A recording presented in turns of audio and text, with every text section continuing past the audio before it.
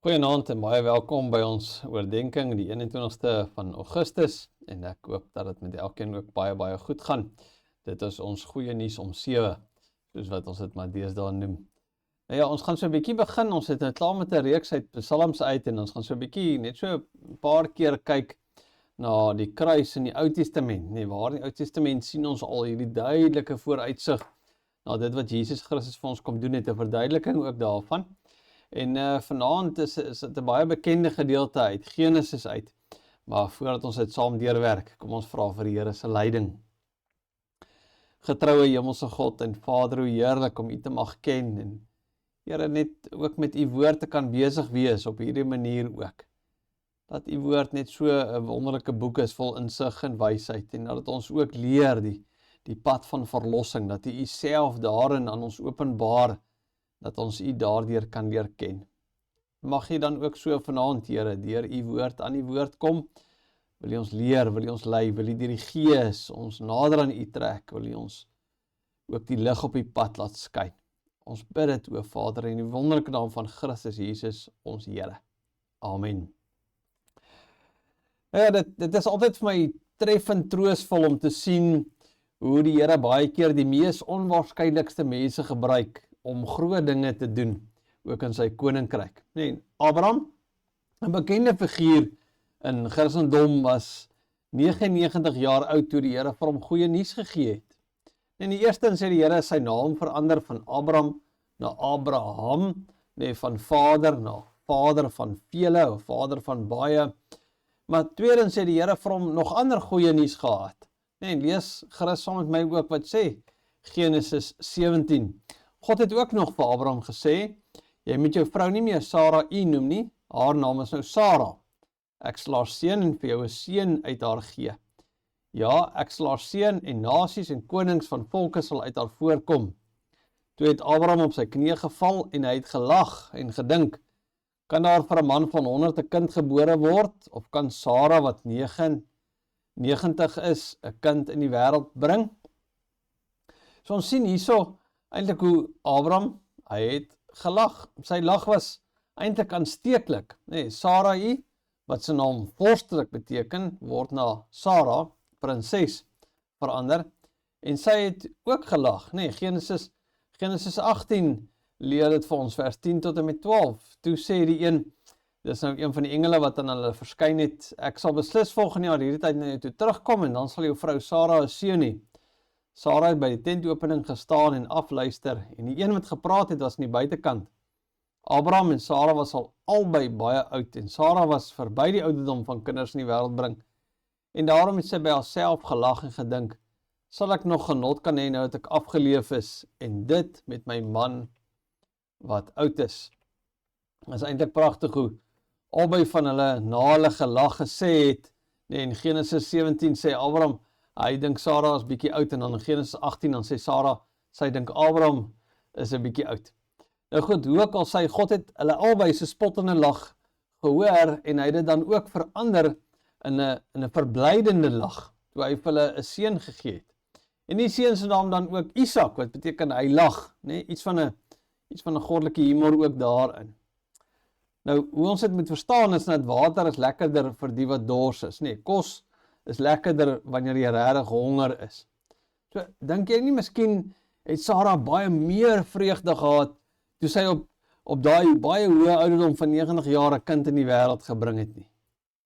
En daarna was dit wonderlik, alles was goed. Maar toe het die Here weer 'n besoek aan Abraham gebring. En dit kry ons in Genesis 22.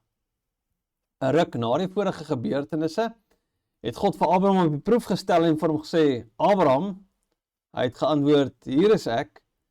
God het vir hom gesê, vat jou seun, jou enigste seun, Isak, wat jy liefhet, nee, kyk net hoe dit 3 keer beskryf word, en gaan na die landstreek Moria toe en offer jou seun as brandoffer daar op een van die berge wat ek jou sal aanwys.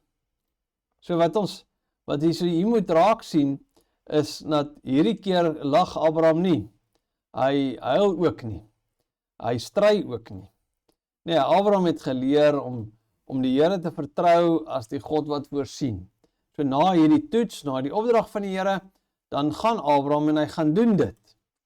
En dan, op die derde dag van hulle reis, los Abraham die slawe en die donkie agter, en hy en sy seun loop verder. En dan gebeur die volgende, Genesis 22. Abraham het die hout vir die brandoffer op sy seun Isak se rug getel en self vuur en 'n mes aangesteek of saamgevat. Terwyl hulle twee so saamloop, sê Isak vir sy pa, en Abraham antwoord, ja my seun. Toe vra Isak, hier is vuur en hout, maar waar is die lam om te offer? Abraham het geantwoord, my seun, God sal sy eie offerlam voorsien. En daarna het hulle twee saam verder gestap. So op teen die heuwel, die kind vertrou die pa vertrou die Here. Daar gekom, bou Abraham en Isak die altaar, en Isak word dan op die altaar gesit. Nee, nou dit is so, dat baie van ons kan dan ook wonder, hoe is dit moontlik? Nee, ek dink by myself, dat Abraham so iets sou kon doen.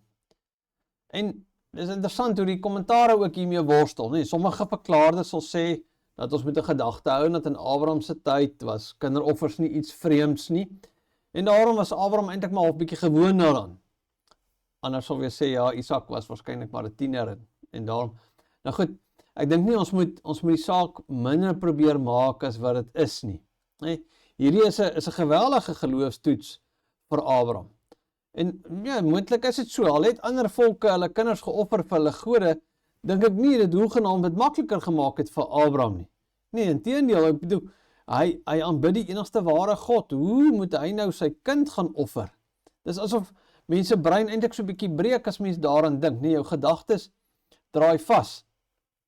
En tog, Abraham as vader van die gelowiges, hy kry hierdie toets en hy slaag dit ook. Wanneer Abraham dan reg is met sy mes, lees ons verder, dan stop die engel van die Here hom. En die Here voorsien die ram, wat in die plek van die kind geoffer word. Kyk net wat leer Hebreërs ons oor hierdie gedeelte. Omdat Abraham geglo het, het hy, toe hy op die proef gestel is, Isak as offer afgestaan. Ja, hy wat die belofte ontvang het en aan wie gesê is, uit Isak sal jou nageslag gebore word, het gereed gestaan om sy enigste seun te offer. So Abraham het nie gejok vir sy kind nie. Hy het gesê die Here sal self sy lam voorsien en hy was heeltemal reg.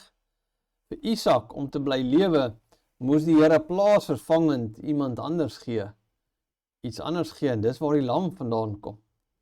En hierdie bekende stuk geskiedenis is vir ons belangrik om te verstaan wat Jesus aan die kruis kom doen het. Nee, dit help ons eintlik op twee maniere. Die eerste manier is nadat ons help om te verstaan wat is plaasvervangende betaling, plaasvervangende verlossing. Wat is daai konsep? Dit help ons om dit te verstaan. Die skaap neem die plek van die seun in.